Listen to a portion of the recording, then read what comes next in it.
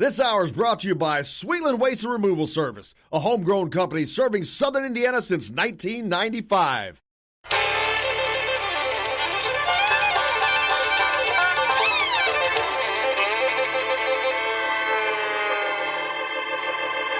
Well, we're coming to your city.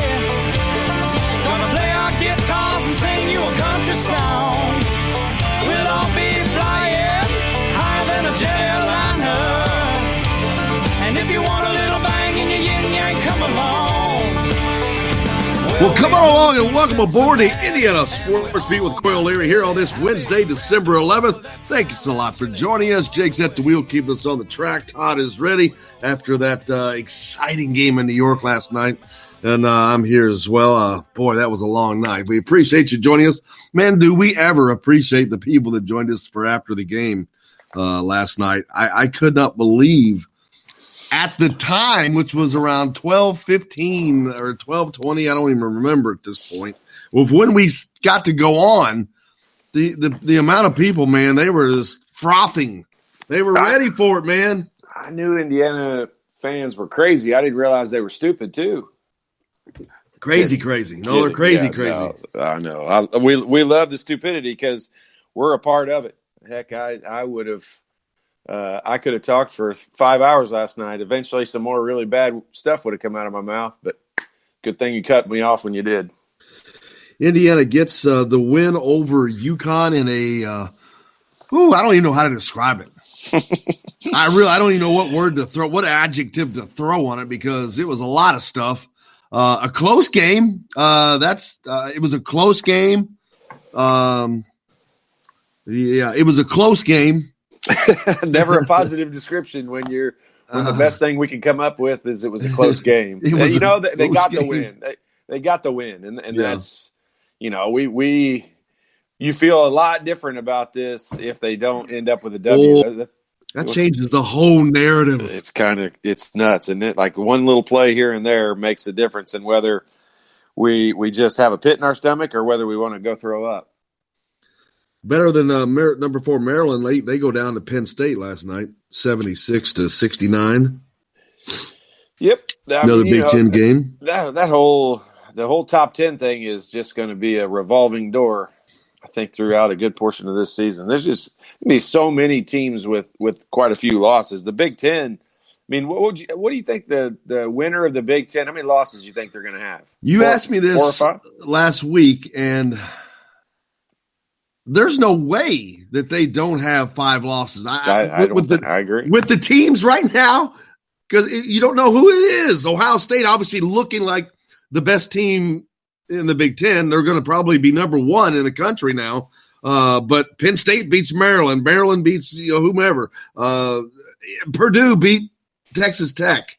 Or was it Iowa? Hell, I don't even remember. Virginia. Iowa beats Texas Tech, who beats number 1 Louisville.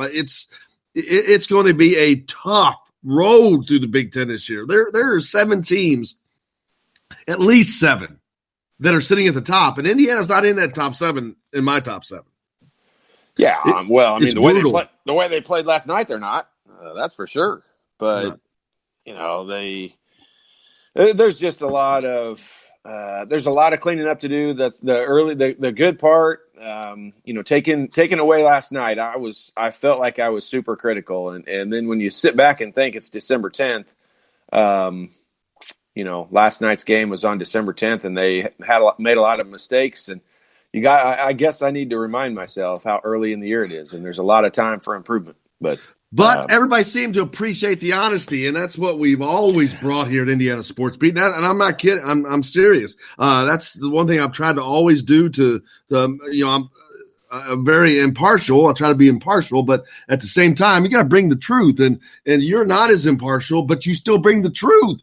And that's what people want. I mean, if you want to be rah-rah and unicorns and rainbows, go over to the fan pages, man. That's what they're there for. They'll boost you up. We're not here for that. We're going to tell you the truth. And the truth is you got a lot of talent on that team, and we're going to have to see if they can harness it and do things that they need to do to win games, because it's going to be just that. They're going to have to do things. There's nothing else that they can change besides their effort and what they do on the court.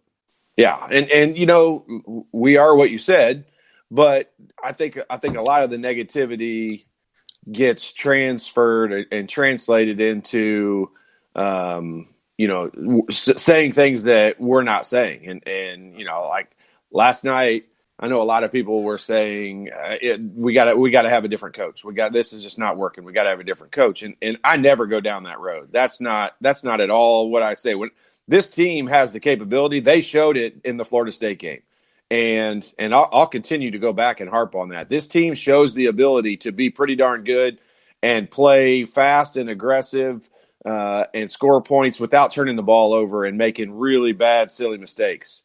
And they've just not done it in the last couple of ball games. I mean, they've had two really good opportunities. One last night on national TV.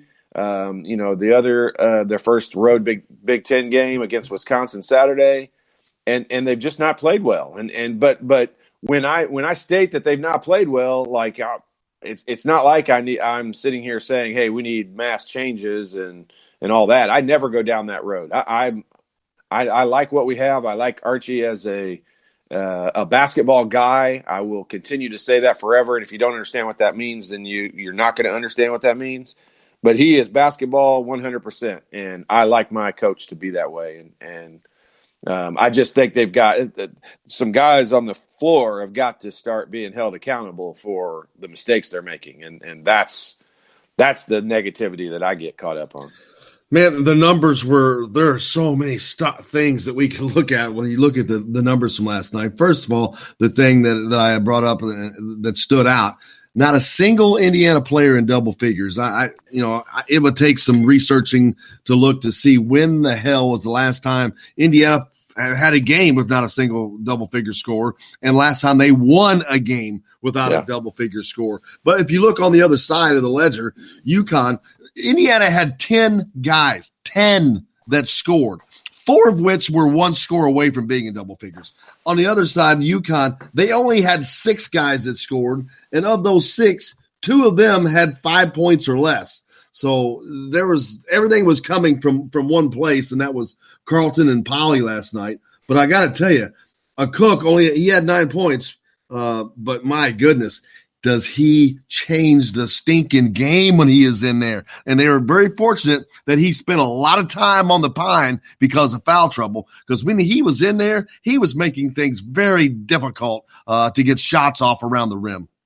Yeah, he was. And this is what when you go and watch the game and plays that may not look like they're that big a deal, but just to start the basketball game for Indiana, they make an entry pass into the post into Trace Jackson Davis.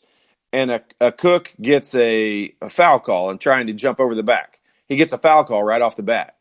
That's a great play. Like I don't know that these guys are feeling good enough about some of the little tiny things that are a big deal. Like we used to, it wasn't like we did it in the preseason or in the summertime getting ready. All season long, we would practice entry passes into the post. And it becomes an art. I mean, I was fortunate enough to play with a 7-footer in high school, and I got to the point where it was kind of an art to be able to get the ball to him when he's double and triple teamed, and you have to pass it's like being a quarterback, and you have to fit the ball into a tight little window. And there's an art to throwing the ball in the post, and there's also a reason for doing it. And getting the other team in foul trouble and making them come and double team changes their defense, which gives you an advantage. When you get 2 guys that goes in guards 1, obviously somebody's going to be open. There are major benefits to doing that. And Indiana I know 2 different occasions in the first 8 minutes last night, threw the ball in the post and got a foul call on the defender. And that's a great play.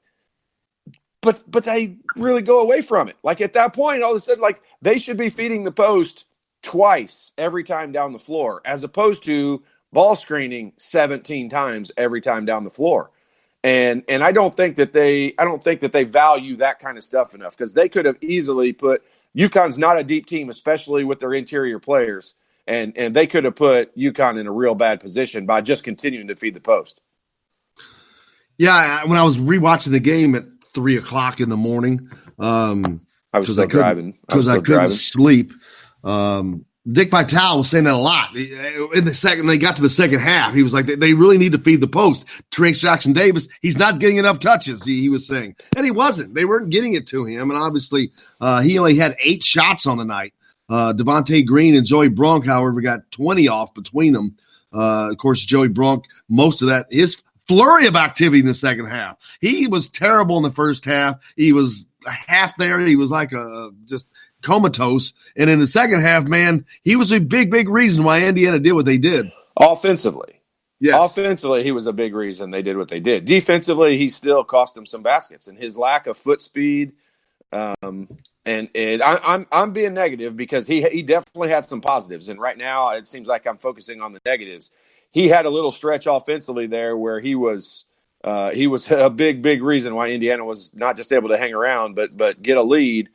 And you have to give credit for that, no doubt. But defensively, I mean, you've got to be able to guard somebody. And his foot speed is going to be something that he deals with throughout the year. If you've got a big guy that can move at all or gets out on the floor, Joey puts him in a tough position and having to guard somebody away from the basket. Those are 13 free throws that they hit. Very valuable, man. I mean, they've done one thing. Archie talked about this team needs to get to the free throw line and hit the free throws this year. They've done a pretty good, consistent job of that. They shoot 72% last night, and they didn't foul UConn a lot. UConn had 10 free throws in that entire game. Yeah, and the number's not gigantic, but it was a really low-scoring game. But in that first half, when Indiana was down, I can't remember what the biggest point total they were down was, but 13 points or whatever it was. The free throw line really is what got Indiana was the ability to hang around and dig their way back into it. I wanted like a 15-3 run to end the first half for Indiana. 18-3, I think. Yeah, 18-3 run, and a lot of that was free throw line or them the ability to have the clock stopped and get some easy points at the free throw line. And a lot of that was with a Cook on the bench. Yep. And it just was, I said it to you, and this is one of the things, as a guard, Coach Knight has your mind going all the time. Like you're always keeping track. At any given moment, you're supposed to know how many fouls everybody on the other team has, how many fouls everybody on your team has, who's got a hot hand, who's scoring right now, who's got a mismatch, who do I need to have go set a screen and do something for somebody to get open so now he's got somebody guarding him he can score against. Just so many different things. And when you're sitting there trying to calculate as a player, who do I need to get the ball to in order to get us to the free throw line and who needs to, who's going to help us get back into – I mean, there's just so many different factors that go into it.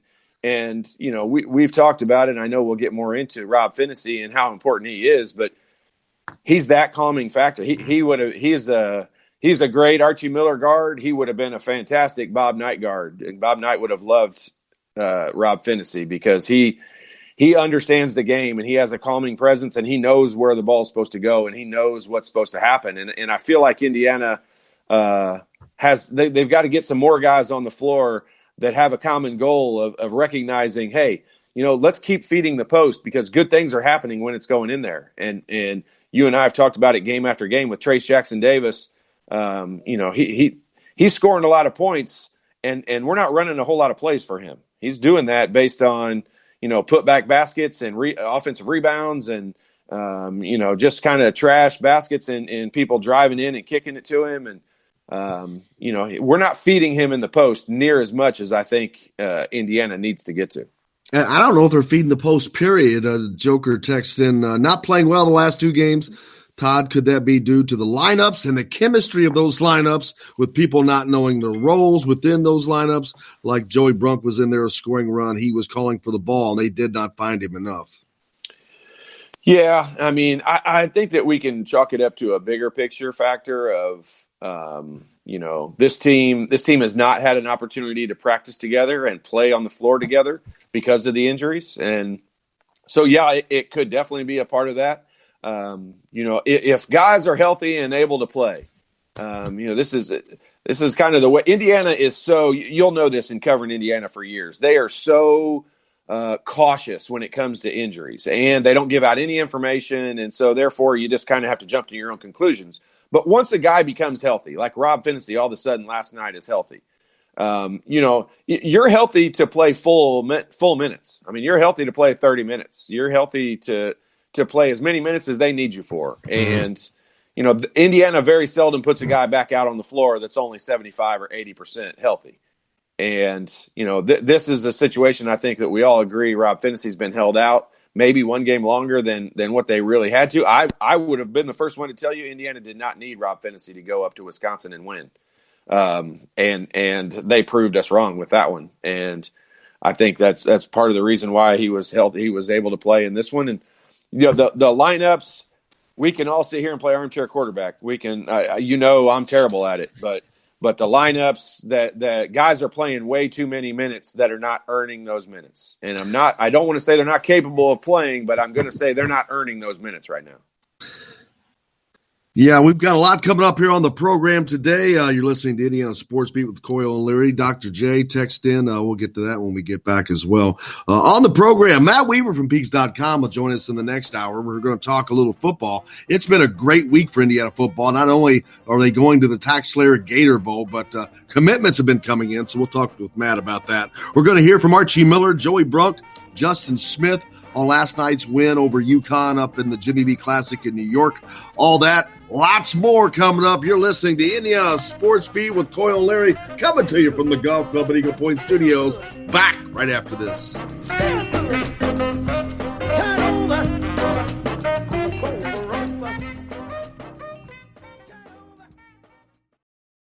Hello, everybody. Jim Coyle from Indiana Sports Beat. When I'm not covering the Hoosiers, you can find me at Bubba's 33 in Clarksville, located on the northeast corner of I-65 at Veterans Parkway.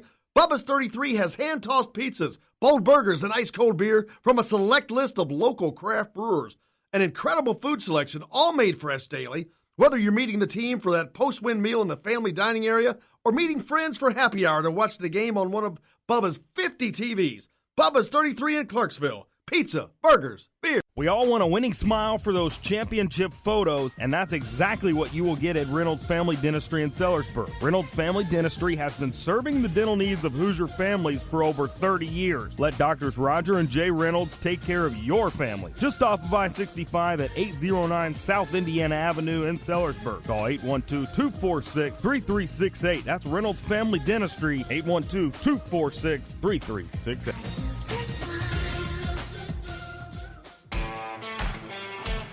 Now that warm weather has arrived, it's time to hit the links, and there's no better place than the Golf Club at Eagle Point in Bloomington. Voted best golf course by the readers of the Bloomington Herald-Times, the Golf Club at Eagle Point is under new ownership, has new fairways and bunkers, and it's open to the public. When the round's over, there's cold beer and a full menu at the Eagle Point Pub and Bistro. Call 812-824-1100 to make a tee time. That's 812-824-1100. The Golf Club at Eagle Point in Bloomington. This is A.J. Moyer. This is Dan Dockett. Hey, this is Michael Lewis, former Indiana basketball player. This is Indiana football coach Tom Allen. This is Jim Coyle with Indiana Sports Beat. You can always like and follow us on Facebook. Always follow the show rebroadcast on iTunes, Google Play, iHeartRadio, Spotify. TheDailyHoosier.com is a great place to sign up for each and every day, or, of course, on 97.7 The Ref in Evansville. For the best recycling and waste removal service, turn to the area's leader, Sweetland Waste Removal and Recycling, a homegrown company serving southern Indiana since 1995. Sweetland Waste Removal and Recycling serves Floyd, Clark, Harrison, and Washington counties. For excellent service and peace of mind, call Sweetland Waste Removal and Recycling today at 812-944-5642. That's 812-944-5642. Keep life sweet with Sweetland Waste Removal and Recycling. I'm Rain Shaddy, and I'm a Hoosier. As a toddler, you could always find me running around in a cream and crimson onesie and a red IU hat reminiscent of those worn during the world-famous William Tell timeout, shouting, "Go Hoosiers!" Like many other alum, I chose to make Bloomington my home. As a civic and alumni leader, I have become very knowledgeable about our community and would love to share my insights with you as your realtor. Find me on Facebook or call or text me, Ryan Shaddy, with FC Tucker Bloomington Realtors at 765-623-9093. Hey, this is Jordan Halls, former Indiana Hoosier. Keep up with Indiana sports on Indiana Sports Beat.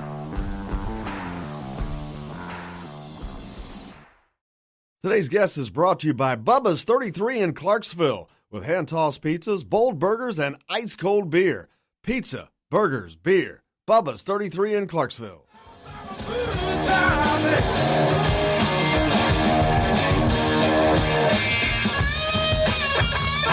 Welcome back to Indiana Sports Speed with Coyle Leary here on this Hump Day, December 11th. Man, I can't believe I'm standing right now.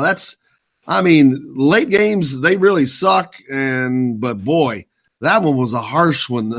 It didn't get over until 12:15-ish or so.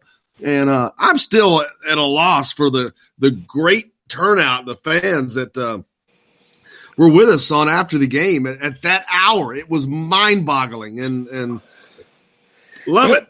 Love the Hoosier fans. Like I said, Indiana fans are crazy. Love it. No matter what time they're on.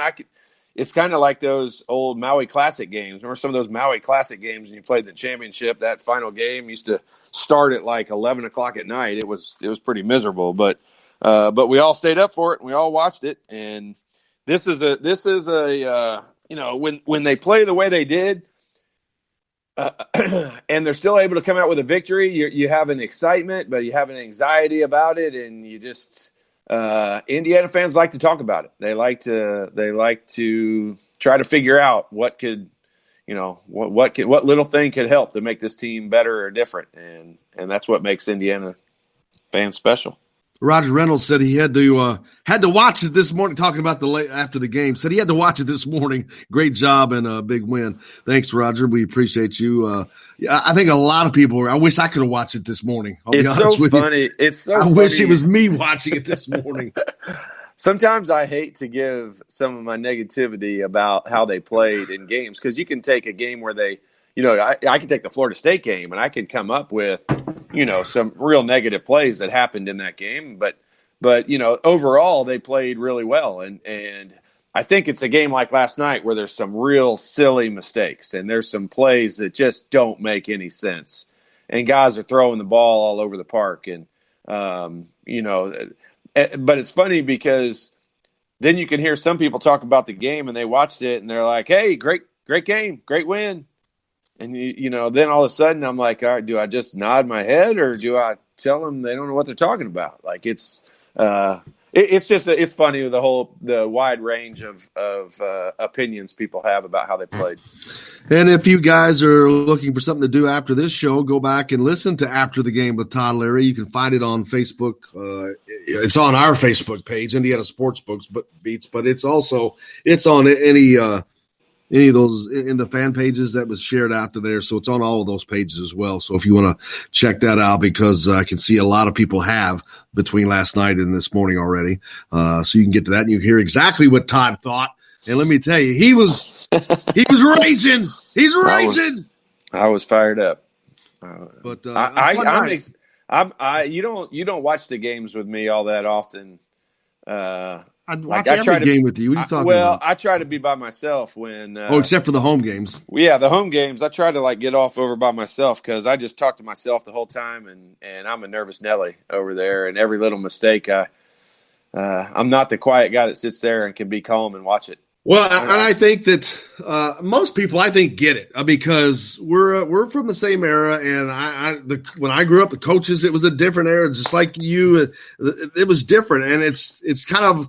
There was not a lot of coddling, not a lot of patting you on the back. Oh, that you did that so nice. That was such a good job. That's not what I was brought up with. It was like, dude, what are you thinking? Why did you do this? You could do 3 great things, but you do that one bad thing, and it doesn't matter because it wrecks the other 3 that you did. So it's getting in that rhythm of not making those mistakes. And one of the things I saw a lot last night, again, was on switches, guys being so freaking far away from a wide open perimeter shooter who would shoot. They didn't always hit them, but it doesn't matter.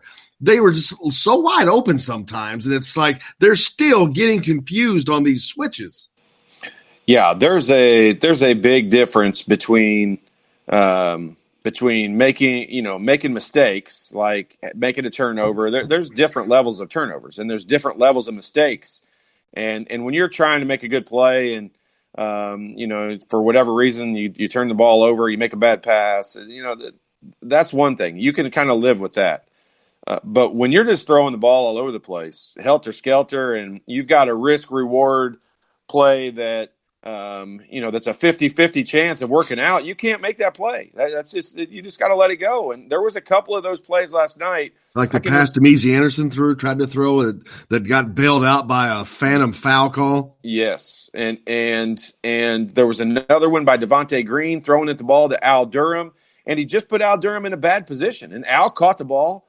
He made a move to the basket, but he was just in a bad position. The pass should have never been made. Devontae bringing the ball up the floor in a fast break situation. I want the ball in Devontae's hands. I don't need it thrown up ahead. There wasn't an advantage. Al Durham caught the ball and drove in and had to go against Aycock in there, and it didn't come out good. And it's just one of those situations that, those plays have got to be cleaned up. Like that stuff doesn't need to happen. And those are the ones that frustrate me and drive me insane because those are correctable. These guys, I don't want them to play slow. I'm not advocating Indiana not taking risks. The risks have got to be smaller. Like there's nothing wrong with a bad shot is better than a turnover any day of the week. And right now they're throwing the ball all over the place, not valuing the basketball. Your favorite thing, and mine too, I'm not going to lie, Justin Smith shooting 3-pointers, 1 of 3 last night. There was one that he shot that I'm like, why are you shooting that at that time? Demezy, that's what he's in there for, to put a couple up. Yeah, but Demezy's first shot of the game was an air ball 3-pointer. There was 11 seconds left on the shot clock when he took the shot. He wasn't open. It was a contested shot. It just didn't, like, the shot didn't make any sense. Like it didn't need to be taken. The shot clock wasn't running down. And that's the kind of stuff I just don't understand. You don't survive that in my day of playing. Like you go sit on the bench and wait till somebody else makes a bad enough mistake for you to come back in. Because the saving grace, the one 3-point shot that Justin Smith hit came at a nice time. Yeah, it came at a good time. It kind of really helped propel that run there. And you know what? This is this bad part of what it is Justin Smith is a 33% 3-point shooter. And really, and we've got to look at that as pretty good. I mean, that's this team. It is. It is. That's the bad part. Like, it may be the second best. Yeah, I mean, Fantasy's probably up there because he hasn't taken too many, and I don't even know what his percentages are. But Devontae's going to be up there. Al Durham's probably up there. He's in the top 3 or 4 for sure, which is crazy because these guys have got to be able to shoot the ball better, and Demezy's got to be able to shoot the ball better. I mean, Indiana's first 3 3-pointers last night were air balls. Like, they didn't touch the rim on the first 3 3-point shots they took last night. And one of them was by Devontae. And the other one was by Al Durham. Yep. Yeah. But they do get the win, and now they'll come home and they'll take on a Nebraska, struggling is the word, I guess, for a Nebraska team. Fred Hoiberg, your boy Fred, will be bringing the Cornhuskers in, and Indiana kind of needs a game like this because they need to beat the crap out of somebody. Yeah, they do. They need a game to get. You wondered why they played such an easy schedule to start the season, and it might have been to work out some of the kinks and get some of this stuff out of their system. And this game probably comes at a pretty good time for them right now. I mean, they've played. Florida State was a good opponent. That was a good win for Indiana. Wisconsin is not a good team, and Indiana did not play well and got beat in that game. UConn is a mediocre team. They're okay. They've actually had a couple of wins this year that surprised me a little bit. Their guards have shot the ball well in those games, but when they don't shoot the ball well, they're not very good. And so, yeah, this game comes at a good time. And Fred Hoiberg, you better beat up on this team right now while you can. They've got, Fred's first year at Nebraska, and they have 14 new faces, scholarship players or non-scholarship walk-on players in that program. I think there's only one holdover that's played 1 second of playing time in that program at all. still with them. So obviously they've got a rebuilding situation going on, but it will not be long before Fred Hoiberg has a team that is very difficult to play against. So Indiana needs to take advantage of this one while they can. Absolutely. Tim texts in, I hate Friday night games. It takes away from high school. Then I have no IU game to watch on Saturday. On top of that, I agree with both of those. And it's football and basketball. It drives me absolutely wild. I'm like, dude, you all have enough days. Leave the high schools alone. And they're not. They don't care. It's a money grab, and they just simply don't care. And I hate that. It's ridiculous for colleges to be playing on Friday nights, but they're going to do whatever the hell they want because there's an open TV slot and they're going to fill it. So I agree with you, Tim. Jennifer Land writes in, being at home Friday, though, I hope to see less sloppy play. If you were the coach, what would you do to prepare for the game on Friday? How do you cure sloppy play? Great question, Jennifer.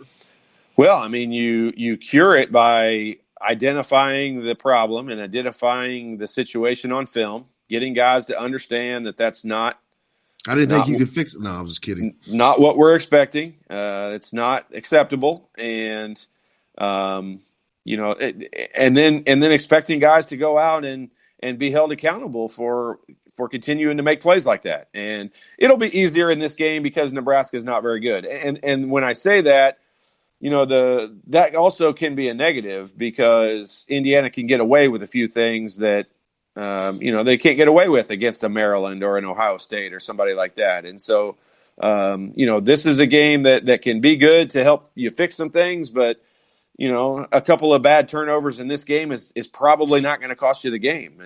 And that's, I don't want these guys to think they can continue on with making some of the – I don't know if you understand what I'm saying when I say throw the ball all over the park, but, I mean, these guys are throwing passes that – have a 50% or less chance of arriving at their intended target. And I agree. Again, rewatching the game, I saw stuff that I didn't see initially, and I'm like, dude, where were you trying to get that to? Right, like you had a chance. It's just there's a lot of highlight looking pass attempts that it's like they don't think ahead. They're not thinking that one step ahead. Yeah, and it goes back to I think it's a cliche term where people understand what I say when I mean valuing the basketball, but valuing every possession. And the one specifically I can remember last night was Devontae Green dribbling. Indiana got a steal, and Devontae is dribbling the ball up the court. And that's a situation Indiana wants. They would have had like a 3-on-2 or maybe even a 3-on-3, but when you've got a team backpedaling, you're kind of having an advantage on that. And I want Devontae in the middle of the court with guys flying down the wings and get all the way down there. And instead, before he gets to half court, he makes like a one-handed long baseball bounce pass that Al Durham does catch and has to take a dribble, and then he goes up, I think, against Book Knight and Aycock, and it was just it didn't come out good. I mean, Indiana got a block shot and turned it back over, and it came back down the other direction, and that's just a play that doesn't need to happen. I mean, I want Indiana to run. I hate teams that play slow. It's boring. I can't stand watching Virginia this year. I mean, they're a boring team to watch. But Indiana, I want them to run, and they've shown the ability to run and be under control, and they've got to start being held accountable. So to answer your question, I think the right lineup's got to be on the floor, and I think you don't substitute unless you absolutely have to. And we're going to talk about the lineups and rotations again in a minute too. But Archie Miller, he met with the media, of course, afterwards, and I haven't heard his take yet, but I can only imagine it went something like, great win for our team. I want to congratulate UConn. They played a great game, and then he'd go on from there. So let's hear what he really had to say. Well, just an unbelievably hard game. UConn's kids obviously played, really hard.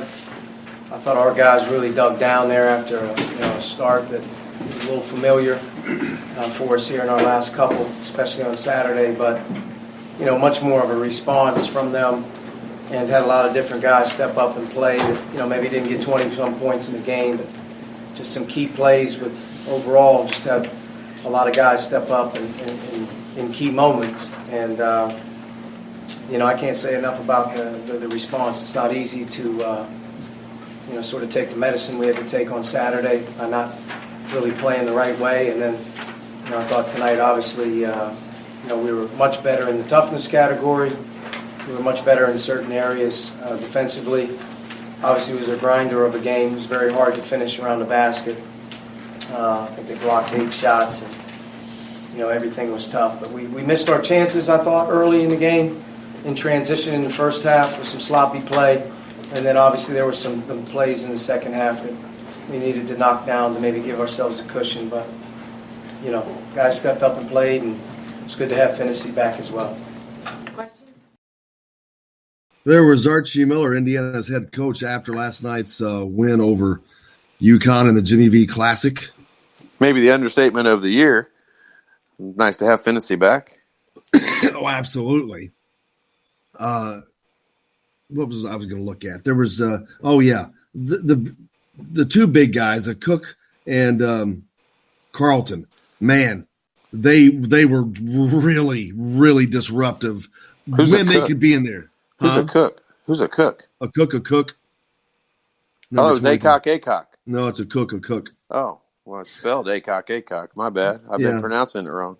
Well, that's why I was too until I heard Dick Vitale say it otherwise.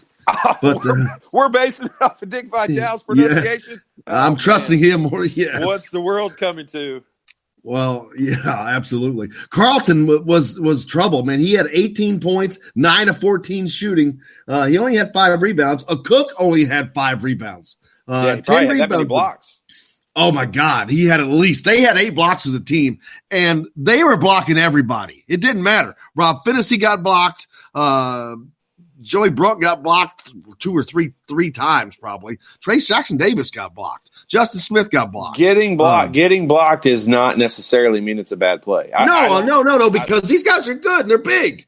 And you're trying to take the ball to the basket. I'll take that versus Demezi standing out there chucking up a 3-pointer. That's not going to get blocked. We're pretty certain about that. Right. But Jerome Hunter shooting a 3-pointer, that's not going to get blocked. I'll take them taking it to the basket, and they'll finish better around the rim. They'll learn, and you can figure out ways. Those guys are kind of crafty. The Carlton guy, I watched him on film. I watched 4 of his games. He is big. That's the description of him. He's big, and I'll say he works fairly hard. That's about the best I can say out of him. He's not that good. And if you stay behind him defensively and you don't give him an angle to the basket, there isn't a chance in the world he could score 12 points against me.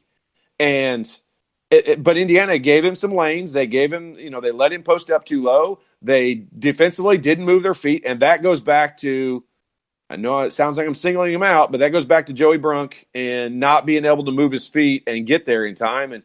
And Carlton is not good enough to score 12 points against Indiana. And his points were really pretty easy. And I watched him play against Iona and some other teams that double-teamed him and took the ball out of his hands, and he just turned it over repeatedly. And he scored more points against Indiana than he did against the other teams I watched. And the other teams I watched were not very good. They didn't have very good big guys. So, this was his performance was unfortunate, I think, for Indiana's inside big guys. I think if they would have just let Trace Jackson Davis guard him one-on-one all night, he would not have come away with 12 points, and he wouldn't have been near as big a factor in the game. Let's see. The shooting. I can't – if you would have told me that Indiana was going to shoot 36% from overall, 15% from 3, that they would win this game, period. But thankfully, 22 turnovers by UConn. That was a big help, especially during one stretch where UConn just couldn't score. They kept giving the ball to Indiana. Hey, you think I'm Nancy negative right now on this team? Let me be UConn's. Let me evaluate UConn's team, because that's a team that throws the ball all over the place. They had they looked so undisciplined as a team. Oh my gosh, they were awful. That would be a tough team to root for, because they didn't value the basketball at all. They threw it wherever they wanted, and sometimes it didn't even make any sense where they were throwing it because there was nobody there. And I watched them on film, and they kind of did the same thing in those games. But one thing that they were always trying to do in those games was feed the post. Like you can tell they have they've got a a game plan of trying to get the ball in Carleton's hands about as much as possible, and they turned it over quite a bit in doing so. Now, last night, just in transition, they were just throwing the ball who knows where half the time. It was painful to watch on their side too. Absolutely. Justin Smith and Joy Brunk also met with the media last night. Joy Brunk had a really, really bad first half. Just not getting. I wish I had his numbers just for the second half, but he scored. Did he score all 9 of his points in the second half? Yeah, he had 0 at halftime. Yeah, so 4 of 10 shooting overall. So you know that he was probably. Man, who knows? Maybe he was 4 or 5 or something in that half. But a great second half by him. You could tell he was playing very differently. He was playing very fired up. Maybe something may have been said to him at the half, obviously. But he played very differently in that second half, very aggressive. He worked really hard to bang in there, and that's what they needed. That's what he's in there for. He's a big body. Got to go in there and bang, and he did that. And he didn't seem to have a complete confident game in the first half, but he sure looked to be pretty confident in that second half. Again, I'll say offensively. I mean, he still struggled on the defensive end in the second half, but you know, we definitely have to celebrate the positives in that. His first 5 minutes of the ball game were painful, and he came out and didn't come back in. And if you listen to the post game press conference with Archie Miller and his explanation of that, you know, he definitely recognized Joey was struggling in this ball game, and I think you're right. I think 2 things probably happened. They probably discussed it at halftime fairly loudly, and I think Joey also kind of got the message when he didn't come back in the ball game. And you sit 15 minutes in a row over there, and you know you kind of understand the message, hopefully, and that's what happened. You know, defensively though, like, he's going to struggle, and you got a guy that can move his feet and is pretty nimble on the other side of the floor. Joey's going to struggle defensively, and last night, even when offensively when he was playing well, you know, he still struggled at the defensive end, and that's going to be a concern for Indiana. Joy Brunk spoke with the media last night. Let's hear what Mr. Brunk had to say. What about your second half? You didn't do so well in the first half in your 6 minutes, but boy, you were tough in the second half, especially underneath. You know, it was a new half, and you know, my teammates they believed in me. They told me, you know, going out there, you know, I want to play with energy and some emotion. Is there a different look about this team? There's Joey Brunk. It was a very short and sweet answer there, I think. But I couldn't even hear what he was really saying. I couldn't hear it either, but that's okay. As long as everybody else got to hear him. I think he was talking about what I did hear is he said it was talking about coming out in the second half. He said it was a new half. So basically he flushed that and came out and played differently, which is good. It's good that you can do that. Yes, it is. No doubt. Very much needed to do that. We got a lot more coming up. Indiana Sports Beat with Coy O'Leary. We're going to still hear from Justin Smith. Matt Weaver from Peaks.com is going to join us in the next hour. We're going to talk a little football. Indiana headed to the Gator Bowl, of course. But a lot of commitments have come this week. So, and more to come, I believe. So looking forward to that as well. So we got that and a lot more. Stay tuned. You're listening to Indiana Sports Beat with Coy O'Leary here on this Wednesday. Back to the Golf Club at Eagle Point Studios right after this.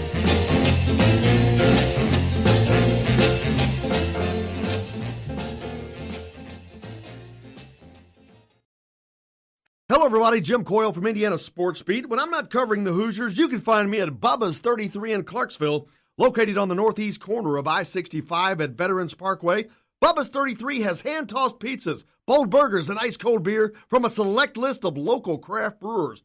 An incredible food selection, all made fresh daily. Whether you're meeting the team for that post-win meal in the family dining area or meeting friends for happy hour to watch the game on one of Bubba's 50 TVs. Bubba's 33 in Clarksville. Pizza, burgers, beer. We all want a winning smile for those championship photos, and that's exactly what you will get at Reynolds Family Dentistry in Sellersburg. Reynolds Family Dentistry has been serving the dental needs of Hoosier families for over 30 years. Let Doctors Roger and Jay Reynolds take care of your family. Just off of I-65 at 809 South Indiana Avenue in Sellersburg. Call 812-246-3368. That's Reynolds Family Dentistry, 812-246-3368.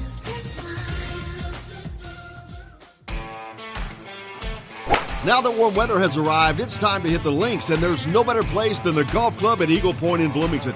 Voted best golf course by the readers of the Bloomington Herald-Times, the golf club at Eagle Point is under new ownership, has new fairways and bunkers, and it's open to the public. When the round's over, there's cold beer and a full menu at the Eagle Point Pub and Bistro. Call 812-824-1100 to make a tee time. That's 812-824-1100. The golf club at Eagle Point in Bloomington. This is AJ Moye. This is Dan Dockett. Hey, this is Michael Lewis, former Indiana basketball player. This is Indiana football coach Tom Allen. This is Jim Coyle with the Indiana Sports Beat. You can always like and follow us on Facebook. Always follow the show rebroadcast on iTunes, Google Play, iHeartRadio, Spotify. TheDailyHoosier.com is a great place to sign up for each and every day, or, of course, on 97.7 The Ref in Evansville. For the best recycling and waste removal service, turn to the area's leader, Sweetland Waste Removal and Recycling, a homegrown company serving southern Indiana since 1995. Sweetland Waste Removal and Recycling serves Floyd, Clark, Harrison, and Washington counties. For excellent service and peace of mind, call Sweetland Waste Removal and Recycling today at 812-944-5642. That's 812-944-5642. Keep life sweet with Sweetland Waste Removal and Recycling. I'm Ryan Shaddy, and I'm a Hoosier. As a toddler, you could always find me running around in a cream and crimson onesie and a red IU hat reminiscent of those worn during the world-famous William Tell timeout, shouting, "Go Hoosiers!" Like many other alum, I chose to make Bloomington my home. As a civic and alumni leader, I have become very knowledgeable about our community and would love to share my insights with you as your realtor. Find me on Facebook or call or text me, Ryan Shaddy, with FC Tucker Bloomington Realtors at 765-623-9093. This is former Indiana basketball player Brian Evans, and you're listening to Indiana Sports Beat with Jim Coyle.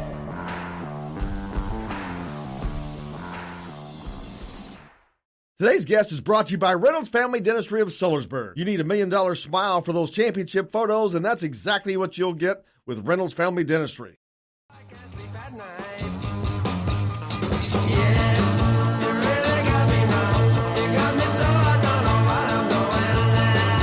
Are we still on radio? Are we back? Welcome back to Indiana Sports Beat with Coyle Leary here on this Wednesday, December 11. It's the post-day of game action. Indiana winning over UConn last night in a slugfest of sorts. In a win. A win. A win's a win. A win's a win. 9-1. 9-1. And let me tell you, and you talked about this team being able to get to 12, 13-1 before they really get into the meat of the Big Ten schedule. They need to, because when they get into that meat of the schedule, that meat is going to be in a grinder.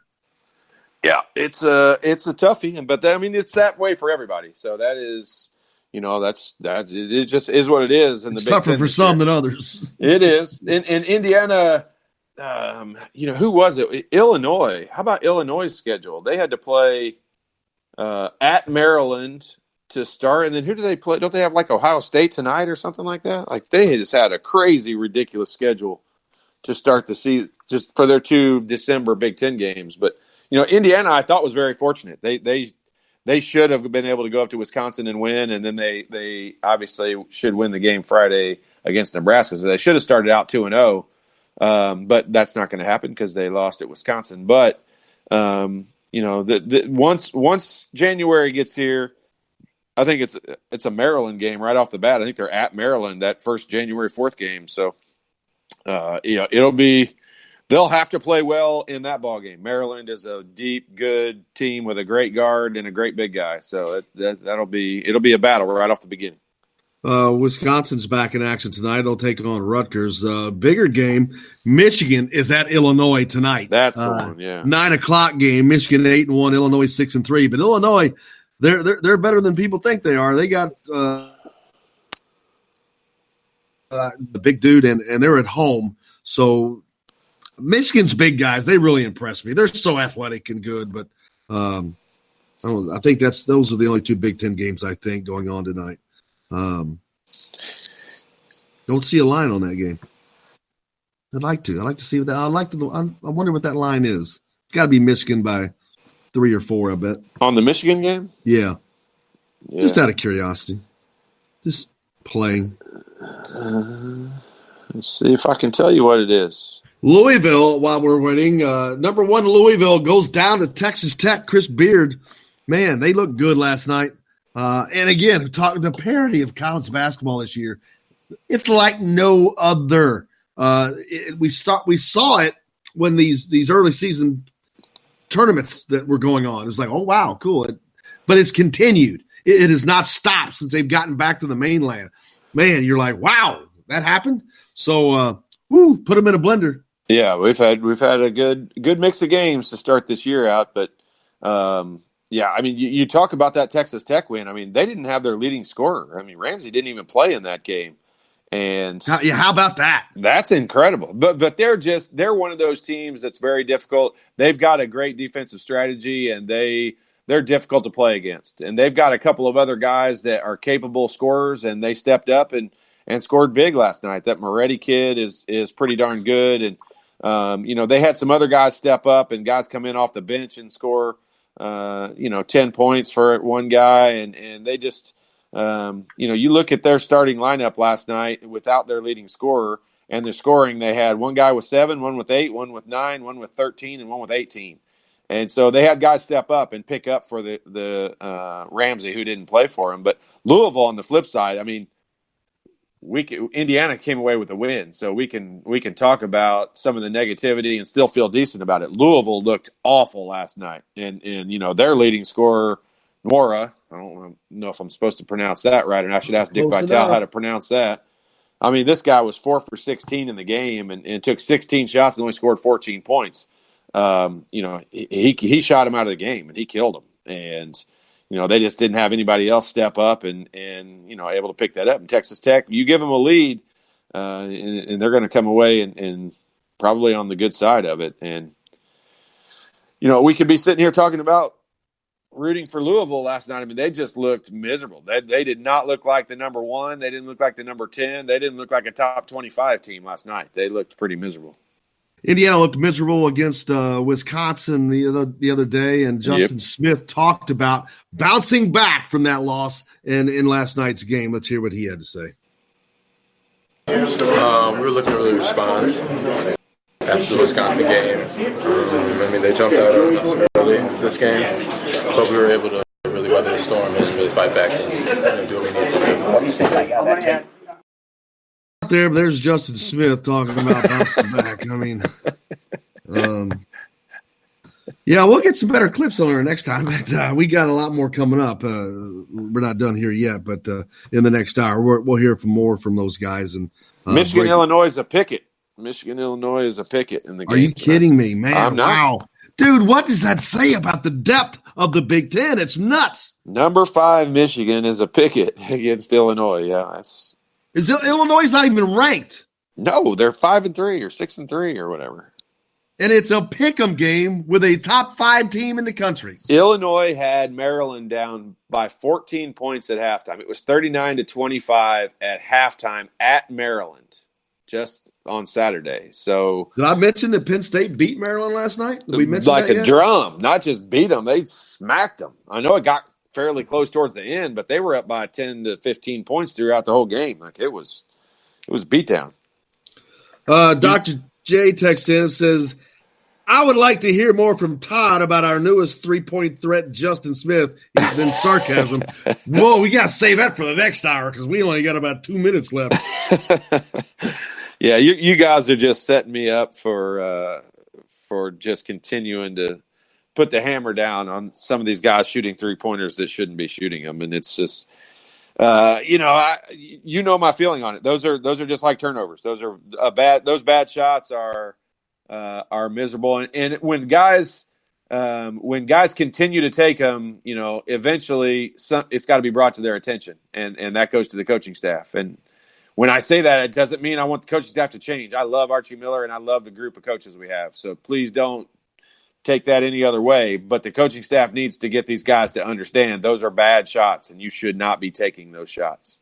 Well, and Tim texts in, says I think Duran didn't do much, but when Brunk was struggling and UConn was up by 8, he inserted Finney and Davis. Davis right away made a shot, but also played some good defense. This took a little bit out of UConn, so give Davis a little credit, making 4 points, played some good defense. And that's true. There's a point where they, like I said, they do some good things, but they're not getting enough good things out of these guys. They'll do that good stuff, but then they do just something else. Just because somebody says they played good defense doesn't mean I'm going to agree with you that he played good defense, because that's just because I pointed the shot out to you last night where Carlton drove the ball on the baseline and just basically bumped Duran Davis out of the way and laid the ball in like he was in the layup line. I saw that. I watched that. I don't know what good defense that they were talking about Duran Davis played in there, because I saw a different game. Well, there were times. There were other instances where I didn't see those. I mean, hey, when you're in the right position. When you're in the right position, you don't get credit for playing good defense. That's where you're supposed to be. That's right. That's it. That's the way it's supposed to be done. We shouldn't celebrate the fact that you're doing what you're supposed to do.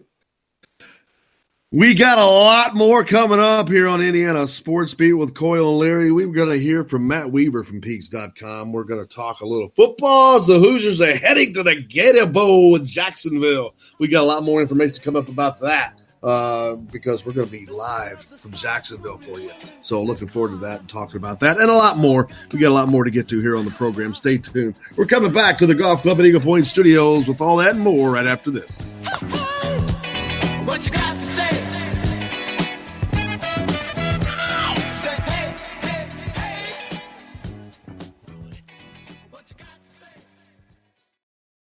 Hello, everybody. Jim Coyle from Indiana Sports Beat. When I'm not covering the Hoosiers, you can find me at Bubba's 33 in Clarksville, located on the northeast corner of I-65 at Veterans Parkway. Bubba's 33 has hand-tossed pizzas, bold burgers, and ice-cold beer from a select list of local craft brewers. An incredible food selection, all made fresh daily. Whether you're meeting the team for that post-win meal in the family dining area or meeting friends for happy hour to watch the game on one of Bubba's 50 TVs. Bubba's 33 in Clarksville. Pizza, burgers, beer. We all want a winning smile for those championship photos, and that's exactly what you will get at Reynolds Family Dentistry in Sellersburg. Reynolds Family Dentistry has been serving the dental needs of Hoosier families for over 30 years. Let Doctors Roger and Jay Reynolds take care of your family. Just off of I-65 at 809 South Indiana Avenue in Sellersburg. Call 812-246-3368. That's Reynolds Family Dentistry, 812-246-3368.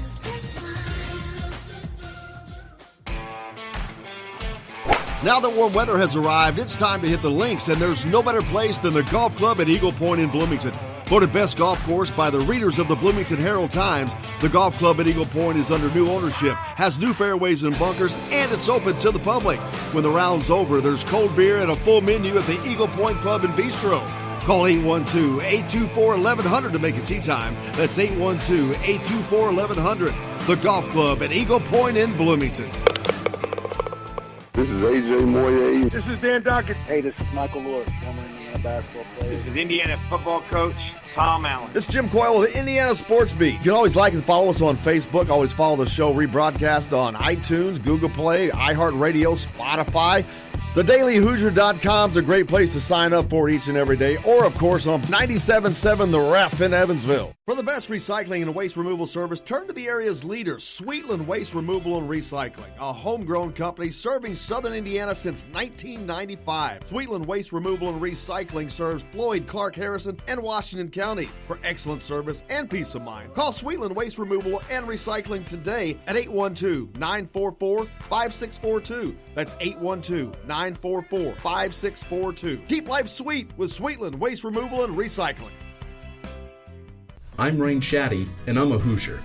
As a toddler, you could always find me running around in a cream and crimson onesie and a red IU hat reminiscent of those worn during the world-famous William Tell timeout, shouting, "Go Hoosiers!" Like many other alum, I chose to make Bloomington my home. As a civic and alumni leader, I have become very knowledgeable about our community and would love to share my insights with you as your realtor. Find me on Facebook or call or text me, Ryan Shaddy, with FC Tucker Bloomington Realtors at 765-623-9093.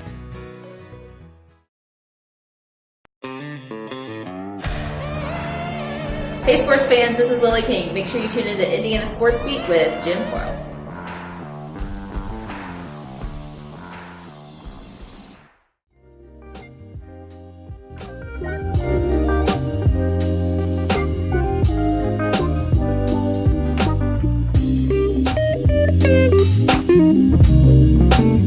Welcome back to Indiana Sports Beat with Coy O'Leary here on this Hump Day, December 11. A lot going on. Indiana, of course, coming off of a hard-fought win up in New York last night. Indiana's 9-1. 9-1, heading into a Big Ten tilt on Friday with Nebraska. The Cornhuskers. Man, they have struggled. Yeah, they're not very good. As I mentioned, they've got 14 new faces in their program, not including an entirely new coaching staff. So they're in a rebuild year, but like I said earlier, you want to beat up on them while you can, because Freddie Hoiberg is a terrific college basketball coach and will have that program. He'll have good players in there. He's a player's coach. He'll have good players in there that want to play for him and play hard, and they'll be a powerhouse in the Big Ten before long. I'm going to try to get him on when we play. Shoot. That's this Friday. That'd be tomorrow, Jack. Is today Thursday? Today is Wednesday. But Wednesday, thank goodness. You need to have him on tomorrow. Yeah, I need to get on that. So I'm going to try to get on that with Seamus, their media relations guy. That he was pretty helpful at the Big Ten Media Days. He almost sat in with us, but it ended up timing screwing that up. So I'm hoping to see about getting him on here. So, yeah, I'm glad I thought of that. I need to send him a message. I don't know if we can get that done or not. But now, don't you know Fred Hoiberg? I do know Freddie. How do you guys know each other? When he played for the Pacers, we ended up playing in some charity golf outings together and just became friends. So hung out a lot, played golf. Ask him. This is going to sound dirty, but it's. Well, I'm not going to ask him because if he's on, he's going to be on. It'll be on with us. Yeah, we'll ask him. What's the length of his putter in football, in golf? What's the length of his putter? You'll laugh. He putts with a putter that's 18 inches tall. I don't think he does it anymore, and he's a really good golfer. Is that regulation? No, it's this big. It's 18 I know. It's what I'm saying. What is it, like from putt-putt? That's not even a putt-putt thing. No, it's not even close. It's half the length of a putt-putt putter. And he's 6'5". It looks hilarious. Indiana volleyball set an attendance record this past season. They were, I think, 15th in the NCAA. So congratulations to Steve Ayer and that program as they continue to achieve new heights. As they continue building that program. He had a great recruiting class. So looking forward to next season. Indiana women's basketball in action tonight against Butler up in Hinkle Fieldhouse, man. One of the most historic venues in basketball, especially college basketball. Especially in Indiana. That place is if you've watched high school basketball in the state of Indiana, you have definitely gone to Hinkle Fieldhouse and watched some good games and good players and guys that have moved on and played at every level. Tebow texts in, it's kind of sad when the other team commits 22 turnovers and you only win by 3. It's frustrating watching our offense run weak screens and cuts. Then the offense breaks down and we are throwing up a shot with 1 second on the clock. Yeah, I mean those are different issues to deal with. I don't read too much into the stats. Like people I think a lot of times get too caught up in stats and what they can mean in a game. A game takes on its own identity. Every game is different, and at what number would you not have said the turnovers were a big deal in that game? I mean, is it 17? Is it 15? Is it 13? Like those just you get caught up in numbers too much. I'll tell you this. It was more than 20 because I'll tell you why I said that, because when they committed their 20th, I remember the score was tied 38-38. They had committed 20 turnovers and they were tied in that game. But his point, the point in bringing that up of shouldn't we have won by more because of the turnovers? Well, I mean, forget their turnovers. We should have won by more because we should have turned it over less. And so, I can go down. We should have won by more because we should have shot the ball better. Like I was going to say, it doesn't matter how many turnovers. All those stats, like the numbers give you something to talk about and give you things to work on and do better. But but I don't necessarily know that you sit there and say, hey, we should have won by more points because they turned the ball over a bunch. There's a whole bunch of factors that can go into why we should have won by more points. Yeah, but not when you shoot 36 and 15%. Yeah, but, I mean, that's the same thing, though. I could say, hey, we could have turned it over 6 more times and scored more points because we shot the ball better. I mean, the numbers, the game takes on an identity, and once it does that, you got to help create that identity. You've got to make that identity what it is, and hopefully that identity is you imposing your will on the other team and making it difficult for them to score, and you getting easy baskets. I mean, that's the ideal scenario, and that's kind of what we're talking about. That didn't happen a whole lot. Damon, your old teammate Damon Bailey, he was an assistant coach up at Butler on the girls' team for a while. Yep, yeah, he was. His daughter played up there. I'm assuming she's not still there, but his daughter played up at Butler, and he was an assistant for a while. Yeah, a couple of years now. And I think, isn't the coach that's there from Bedford North Lawrence? I could not answer that. But you can. You just wouldn't know the answer. I could guess.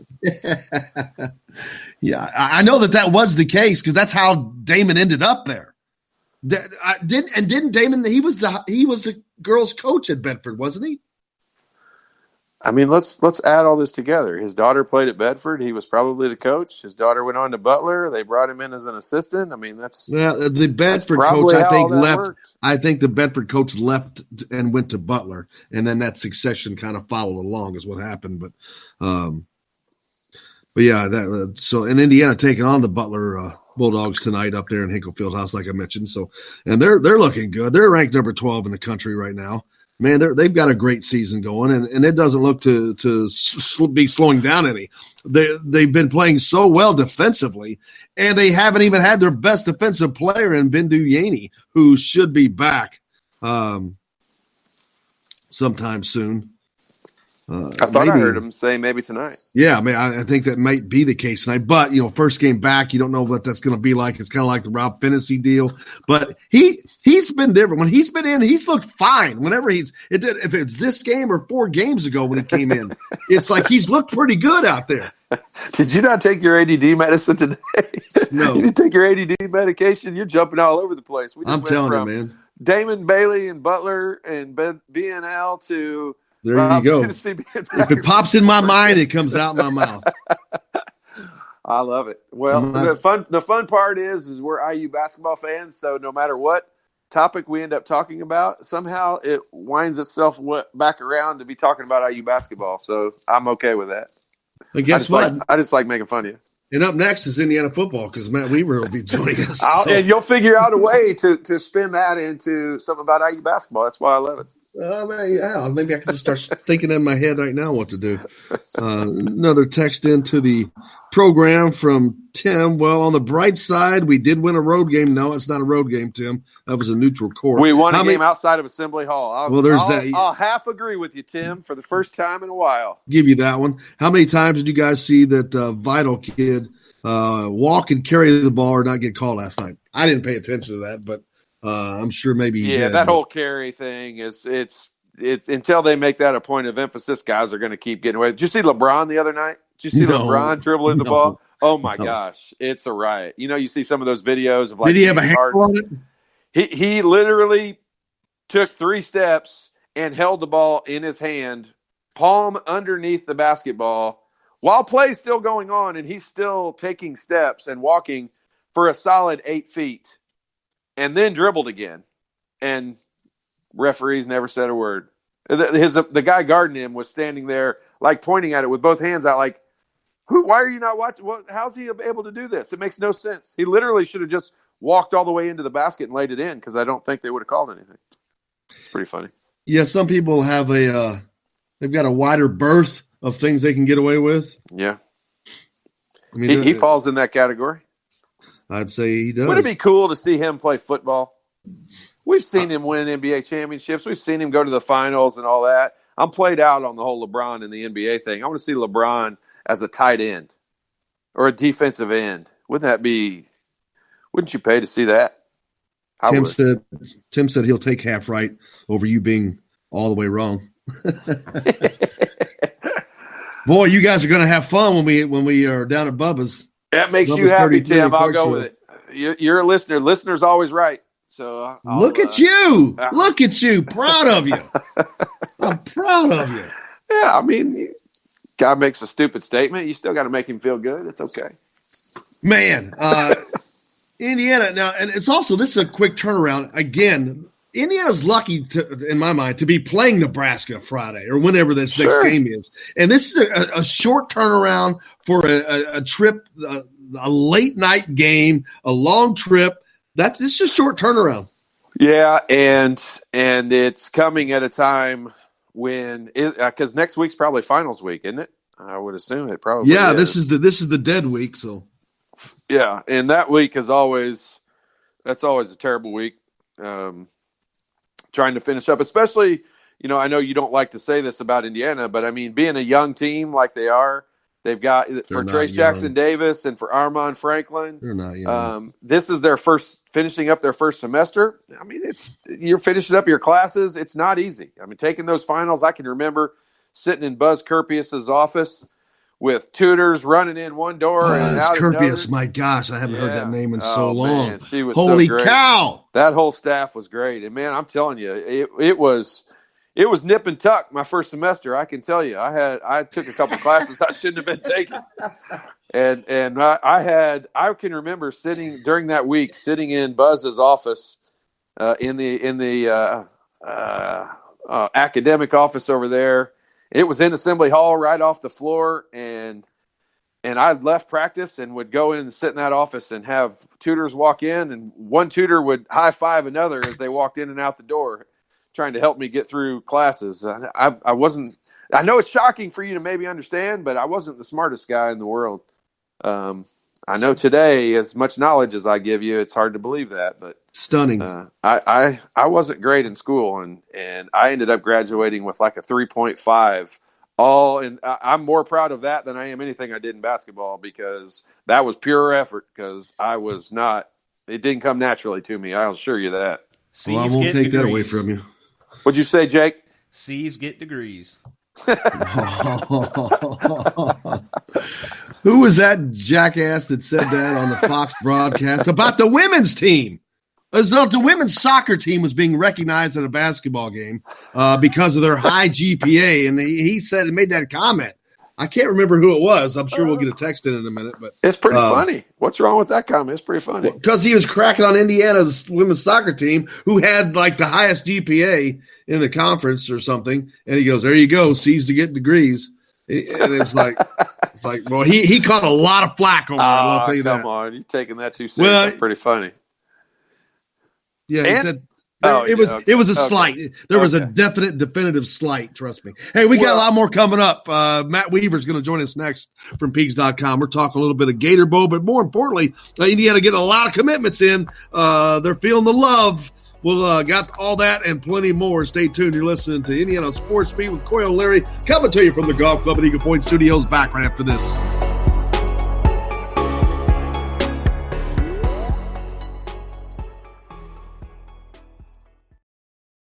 Hello, everybody. Jim Coyle from Indiana Sports Beat. When I'm not covering the Hoosiers, you can find me at Bubba's 33 in Clarksville, located on the northeast corner of I-65 at Veterans Parkway.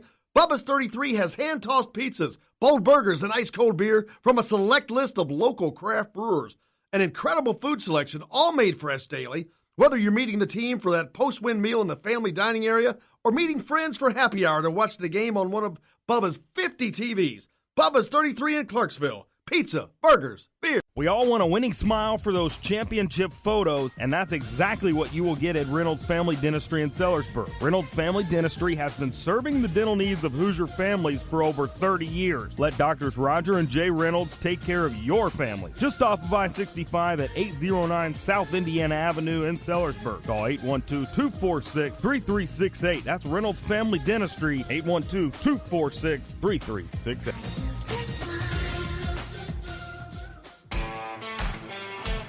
Now that warm weather has arrived, it's time to hit the links, and there's no better place than the Golf Club at Eagle Point in Bloomington. Voted best golf course by the readers of the Bloomington Herald-Times, the Golf Club at Eagle Point is under new ownership, has new fairways and bunkers, and it's open to the public. When the round's over, there's cold beer and a full menu at the Eagle Point Pub and Bistro. Call 812-824-1100 to make a tee time. That's 812-824-1100. The Golf Club at Eagle Point in Bloomington.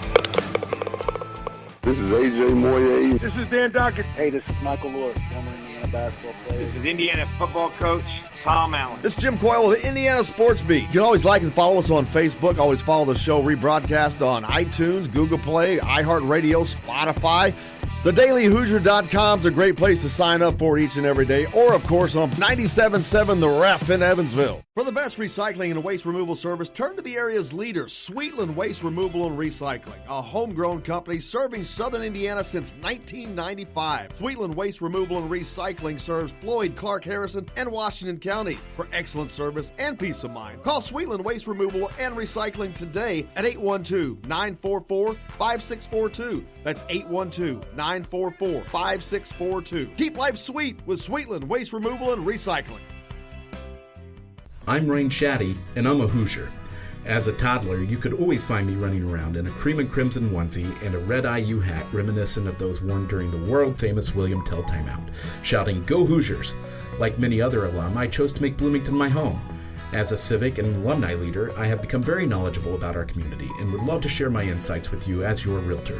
Find me on Facebook or call or text me, Ryan Shaddy, with FC Tucker Bloomington Realtors at 765-623-9093. Hey, this is Jordan Halls, former Indiana Hoosier. Keep up with Indiana sports on Indiana Sports Beat.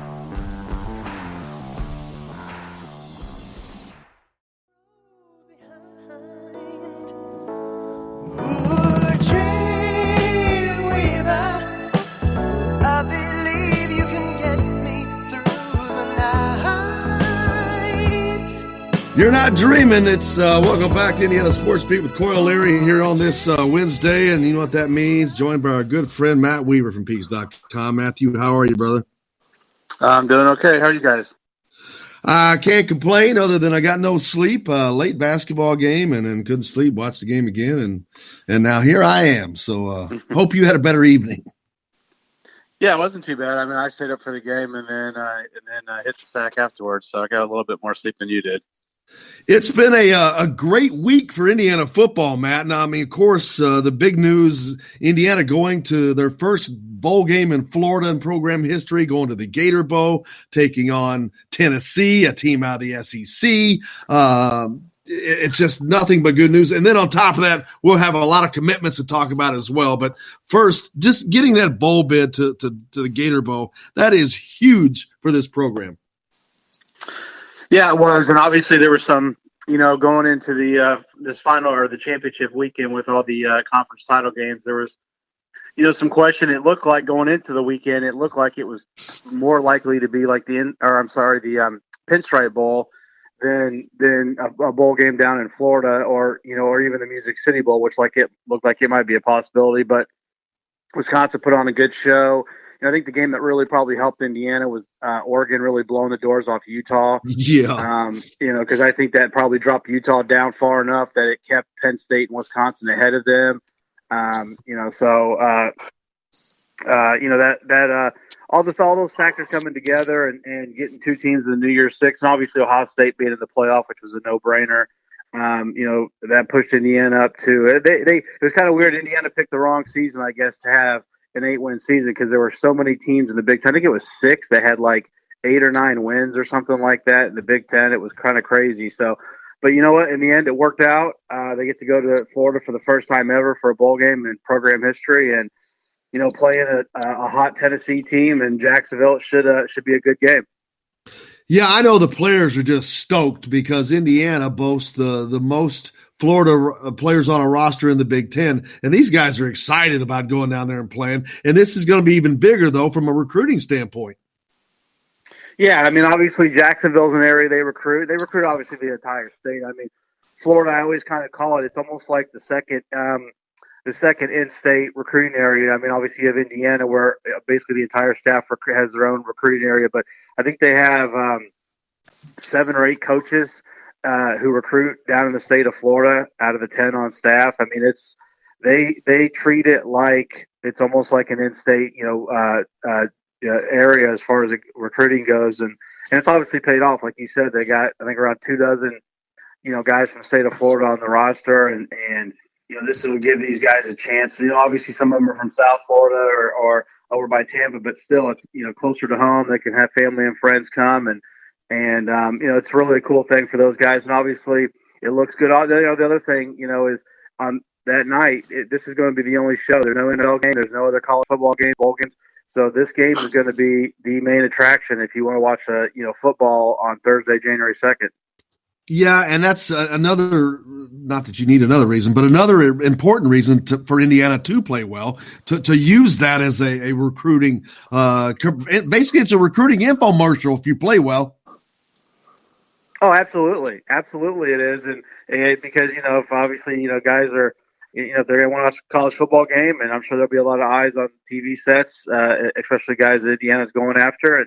And not that one game, determines a guy's, personally, I wouldn't want to recruit to make his decision off one game, but it's one part of the equation. It's one factor in the whole thing. And every positive thing that you can show a recruit, obviously the better chance you got to ultimately land them. So, this will come after the early signing period. So this will be more of a factor for maybe any guys that they go after in the second signing period in February, or, younger guys, 21 guys, 22 guys, those targets, because most of the guys that in the 20 class that they're after will probably have made their decision and signed before this game, but still a big deal. And hopefully they can put forth, a good showing. And speaking of landing guys, they've got several commitments. Is it still at 3? Yeah, they had 3. Well, and if you could actually count 4 if you want to go back to late last week when they got Dylan Powell, the grad transfer from Stanford, which is a big pickup. He's an interior lineman. They're going to lose, obviously, Hunter Littlejohn and Simon Stepniak off the interior of their O-line. We'll still wait to see what happens with Coy Crunk. I mean, I think it looks pretty good for him to come back, but, I don't think it's been finalized. Dylan Powell's a guy that could play guard and center, was going to be a starter this year at Stanford, got hurt, missed the season. He's got 2 years of eligibility left. He's going to have to appeal for that 6th year, but I don't think there's going to be any problem in him getting it because he's basically not played for 2 years, redshirted his freshman year, and then didn't play this year. So started with him, and then you got Tim Baldwin, the running back out of Virginia, 6 foot, 195 pounds, good speed. Kind of reminds you a little bit of Ronnie Walker coming out, both from Virginia, similar size, similar type backs. Bryson Bonds, the DB out of Texas. Indiana's only taken one safety in this class, and this is their safety. Good get, really smart kid. Like a 4.0 student, had a bunch of Ivy League offers along with Power 5 offers, and other D1 offers.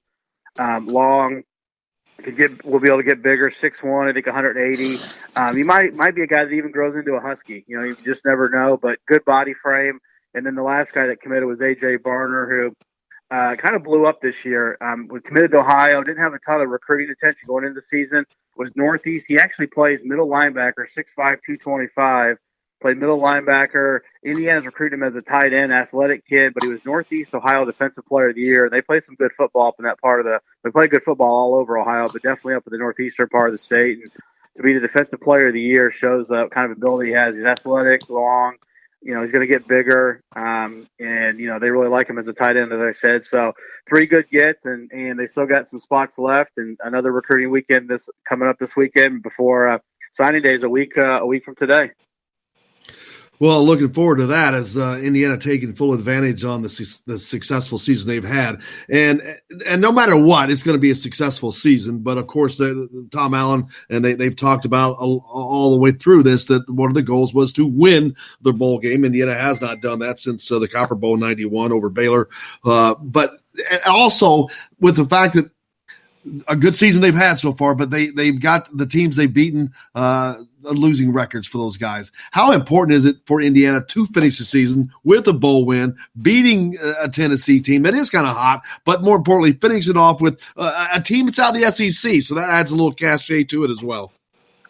Yeah, I think so. And obviously, this isn't a vintage Tennessee team, but it's still a dangerous opponent. I mean, they've shown that at the end of the year. They really got off to a tough start. the Vultures were circling over Coach Pruitt down there, even though he's only in his I think his second year. But you give them credit; they had a nice finish to the season, and it would be great. It gives you a lot of momentum. I mean, it doesn't crater what you've done or take away what you've done this year, but it does leave a little bit. It will leave a little bit, obviously, a sour taste in your mouth if you finish the season with the loss, because you don't get a chance to make up for it. For obviously almost 9 months or whatever it is until you play again. So gives you momentum. Gives guys going into the winter conditioning, which is probably the hardest part of the season for these guys. It's cold. It's dreary. You got to get up early and go to conditioning and lifting and all that, and it's hard. And then going into spring ball, so it's big. Another thing is, I don't know if we'll see what happens, but you win this game and you finish with 9 wins. You might be a preseason top 25 team next year. I mean, I don't think that's out of the question, and not that that's a big deal, but it would just be another step in. I can't remember the last time Indiana football was preseason top 25. It's probably when Bill Mallory was the coach. I mean, probably that long ago. But it would just be another kind of cool I don't remember. Has it ever happened? If they could do that. Do you think has that ever happened? It might have happened when he was a coach. I'd have to go back and check that. I'm not sure how you can. I guess there's a way to check it, but if it has, it would probably be maybe once or twice at most, if at all. So it might have one of those years when they had a good season, and they had maybe after the 87 season when they almost went to the Rose Bowl and lost to Tennessee in the Peach Bowl, maybe going into 88. But I don't know. That'd be my guess. It's been that long ago for sure. Oh, absolutely, without doubt. And that is talk about this season. All the wins came over teams with a losing record, but they are positioned to have an unbelievable season next year. The schedule lays out kind of pretty good for them. The talent that's coming back is no doubt that they're going to be set up. The big question again is going to be on the defensive side. Can they improve over this season and continue to get better on that side of the ball? Because honestly, that's kind of kept them from having an even more of a spectacular season.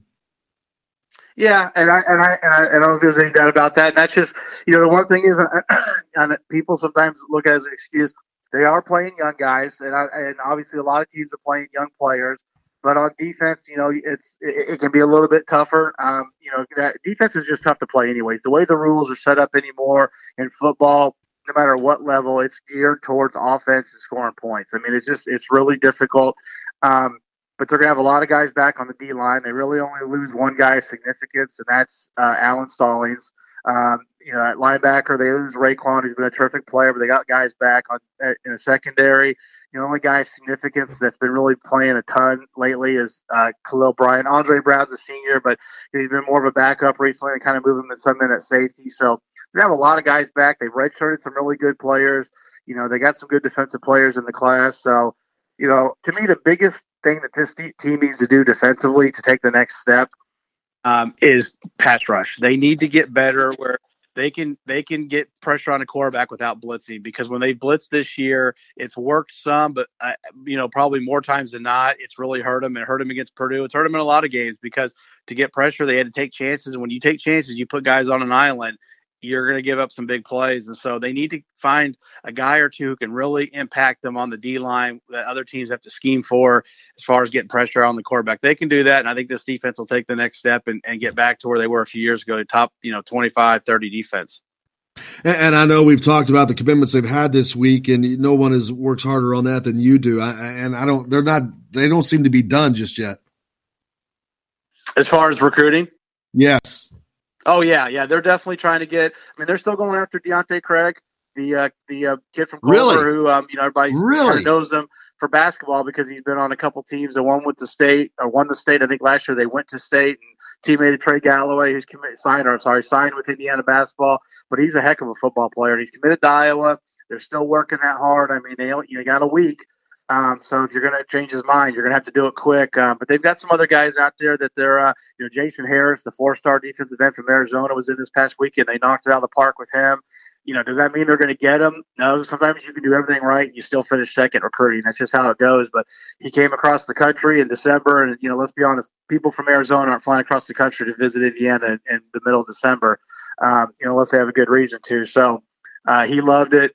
They got some more guys coming in, and they need to find those guys, but it's not just that. It's not just in recruiting. The guys they have need to develop too, because those are the guys coming back, the James Head, the Michael Ziemba, the Bo Robbins.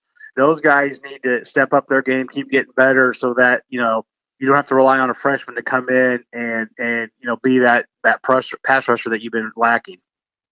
I know when they initially Craig committed to Iowa, it was a huge disappointment for Indiana, and it's surprising a little bit as successful as Tom Allen has been at getting these guys. Of course, you got DeJuan Jones who went to Ohio State, but you're not going to get them all. But man, that was obviously a tough loss, so to speak, but it was also surprising. I think a lot of people that were close to him thought and hoped that he was going to Indiana. Yeah, I mean, I know the crystal ball picks on 247 don't always mean a whole lot, but I mean, leading up to it, there was basically everybody was, kind of forecasting Indiana for Deontay Craig, and then everybody kind of switched at the last minute when it kind of started to come out. The word kind of started to leak out that it was Iowa, and it was one of those things where, like I said, sometimes in recruiting, you can do everything right. You can build the best relationship. You can recruit the kid better than anybody, and you still don't get him. And I think in Deontay's case, he was kind of swayed by, and I get it, swayed by the success that Iowa's had. They've been a winning program, probably not an elite program, but they've been a very good program for a long time.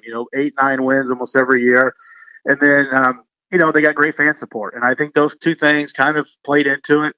Maybe Indiana's success here will be enough to kind of, show him that this program's getting up to the level that Iowa's at. Obviously the support is not quite there as far as the fans showing up, but I think if Indiana keeps winning, fans will start coming. But there's not much you can do about that as a coach. You can't really control that factor. So you only control what you can control. They've done a great job. They're still recruiting them hard. We'll see how it shakes out a week from today. Absolutely. What do you have anything coming up the fans need to know about, Matt?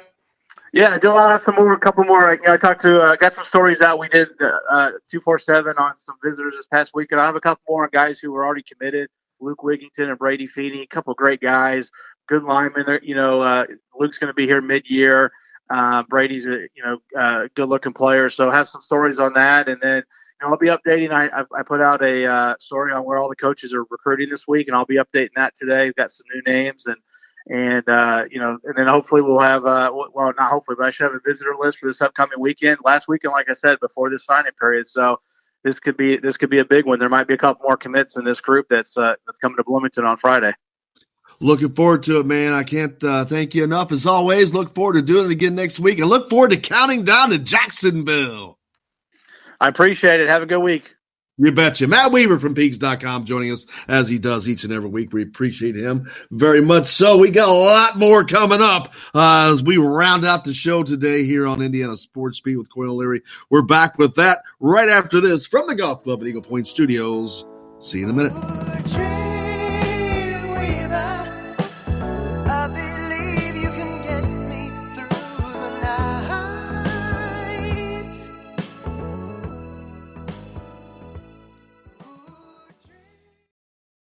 Hello, everybody. Jim Coyle from Indiana Sports Beat. When I'm not covering the Hoosiers, you can find me at Bubba's 33 in Clarksville, located on the northeast corner of I-65 at Veterans Parkway.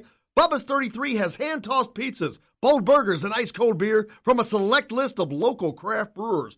An incredible food selection, all made fresh daily. Whether you're meeting the team for that post-win meal in the family dining area or meeting friends for happy hour to watch the game on one of Bubba's 50 TVs. Bubba's 33 in Clarksville. Pizza, burgers, beer. We all want a winning smile for those championship photos, and that's exactly what you will get at Reynolds Family Dentistry in Sellersburg. Reynolds Family Dentistry has been serving the dental needs of Hoosier families for over 30 years. Let Doctors Roger and Jay Reynolds take care of your family. Just off of I-65 at 809 South Indiana Avenue in Sellersburg. Call 812-246-3368. That's Reynolds Family Dentistry, 812-246-3368.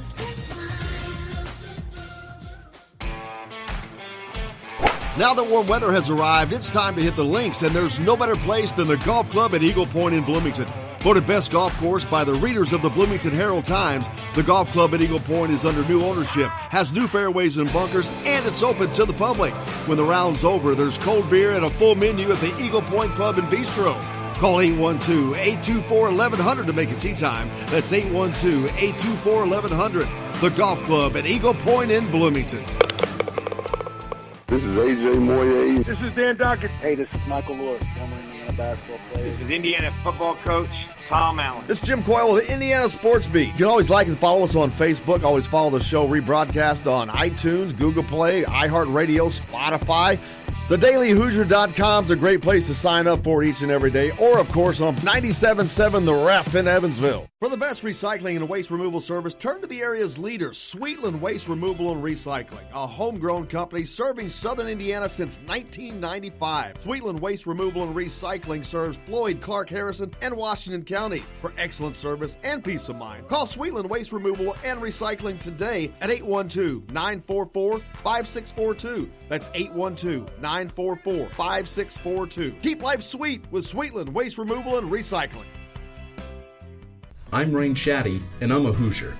As a toddler, you could always find me running around in a cream and crimson onesie and a red IU hat reminiscent of those worn during the world-famous William Tell timeout, shouting, "Go Hoosiers!" Like many other alum, I chose to make Bloomington my home. As a civic and alumni leader, I have become very knowledgeable about our community and would love to share my insights with you as your realtor. Find me on Facebook or call or text me, Ryan Shaddy, with FC Tucker Bloomington Realtors at 765-623-9093. This is former Indiana basketball player Brian Evans, and you're listening to Indiana Sports Beat with Jim Coyle.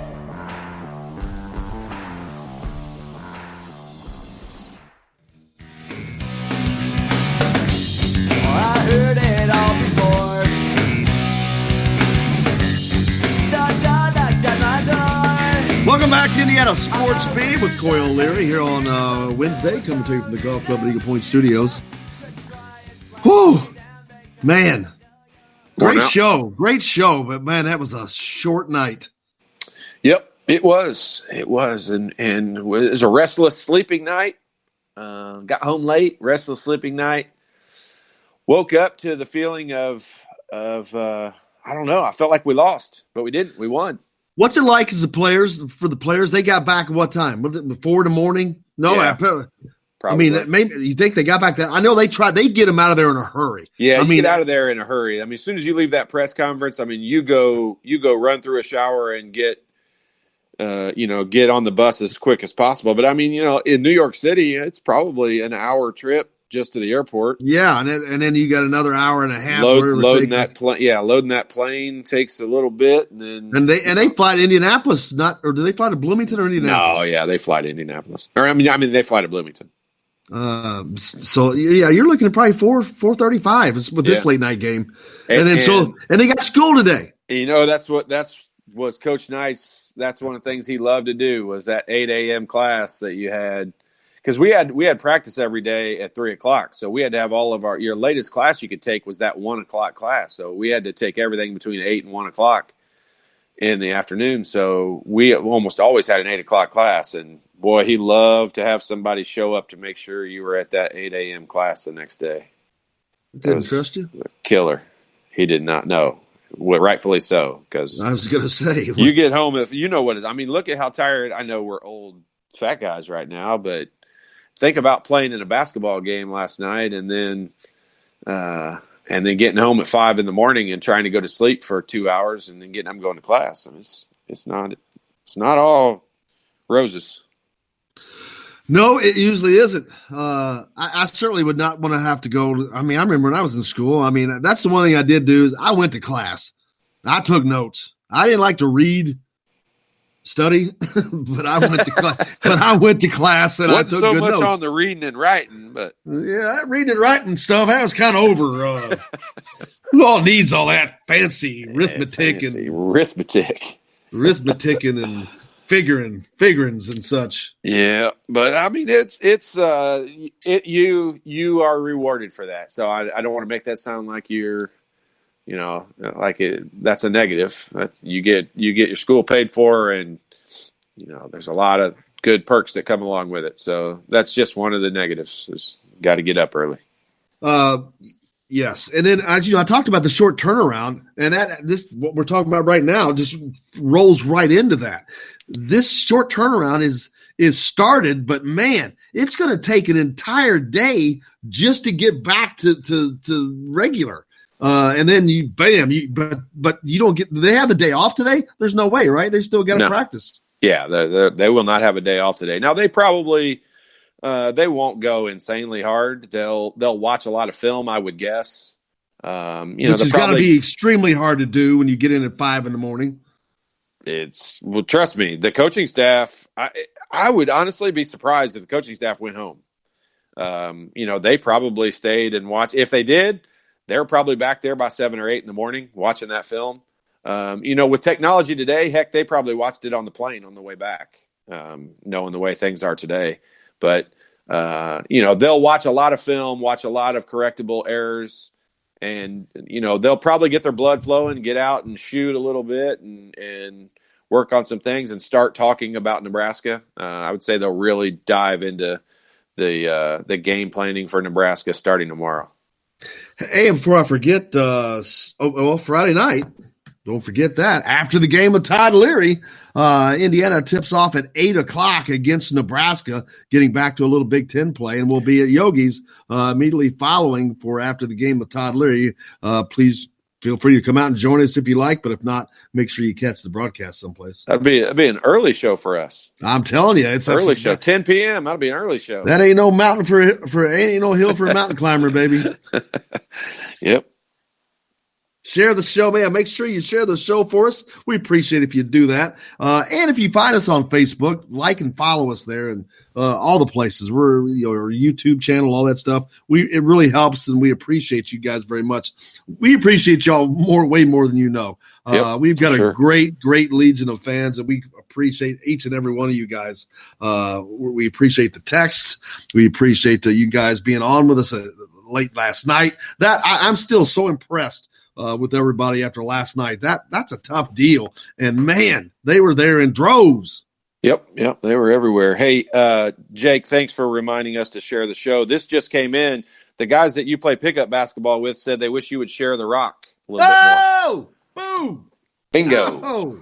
I mean, if they want to win, I don't know. Oh, my God, you sound like Todd Leary now. They said you're a great screener. You know what they say about those guys that are great screeners? That is true. I am pretty good. You're a good screener. You're a good screener. We always say that about the guys who can't score. Hey, Tebow texted in something that is a good point. Last night, Indiana completed a rare non-conference sweep of UConn in basketball and football. Indiana played them in football this year and beat UConn earlier this season. Insanely great, useless stat. That's awesome. There you go. If he also says, yeah, they were terrible. If they could get Devontae Craig to flip, that would be great. Did you ever pop open that bud? No, I did not. I thought about it. My throat was going, it was heading south, and I thought about it. But before I knew it, Todd grabbed him and took him back. So I did. We're not. We didn't have a ride home last night. I was drinking Diet Coke. We were not going to be drinkers and Diet drivers. Coke, and he was drinking tea. Yeah, the last thing I'm going to do is sit there on camera and be drinking a damn beer at 12:30 at night. And then a lot of times we have rides see home. that like, yeah. When we have rides home, we will partake, but last night was not the case. Nope.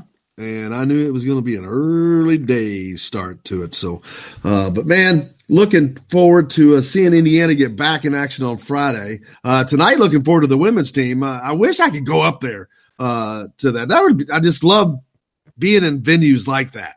I just love the smell of Hinkle Fieldhouse. I don't know how to explain that. It's just a great smell. Oh, and Saturday coming up, the Southport Tip-Off Classic, before I forget. We'll be up there for that. Your son is playing in that for Carmel. You got to be looking forward to that, man. I am. I'm always looking forward to watching Willie play. They had a tough one last week. They played Lawrence Central last week. And Lawrence Central's tough. They're good. They're good. Dude, do they have 3 Division I players on that team?